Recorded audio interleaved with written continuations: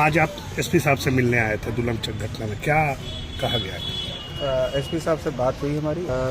जो 5 नामजद अभियुक्त थे उसमें से 2 की गिरफ्तारी की पुष्टि हो चुकी है और 3 और हैं। तीनों के बारे में एसपी साहब का कहना है कि अगले 48 घंटों के भीतर वो भी सलाखों के भीतर होंगे। हमने कुर्की जब्ती की प्रक्रिया के बारे में बात की। उन्होंने कहा कि कोर्ट में हमने आवेदन सबमिट कर दिया है और वहाँ से कल या परसों कुर्की का भी आदेश मिल जाएगा।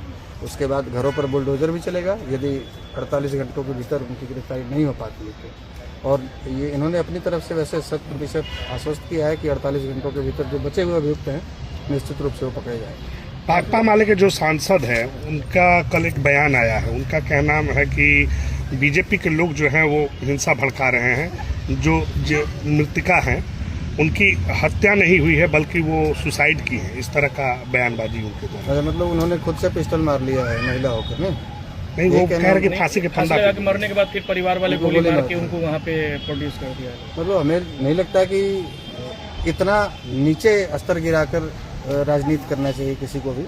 ठीक है, आपके विपक्ष वाले लोग ही हैं। आपके घर में यदि किसी बहन बेटी के साथ इस तरह की घटना घटी होती सांसद महोदय, तो क्या आप इस तरह का बयान देते?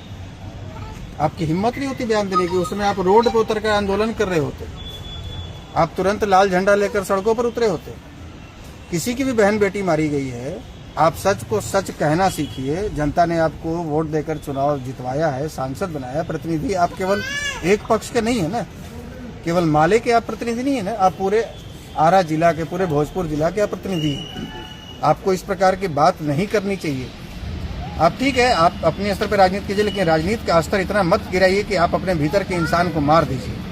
किसी की भी बहन बेटी उसके परिवार के लोग सुनेंगे, उनको कैसा लगेगा? जिनके बहू को या बेटी को या पत्नी को गोली मार दिया गया किसी पक्ष को वोट देने के लिए, और आप उस पर कह रहे हैं कि परिवार के लोग फांसी लगा दिए, उसके बाद गोली मार दिए। ये तो बेहूदगी है। इससे शर्मनाक बात हो ही नहीं सकती एक जनप्रतिनिधि के लिए।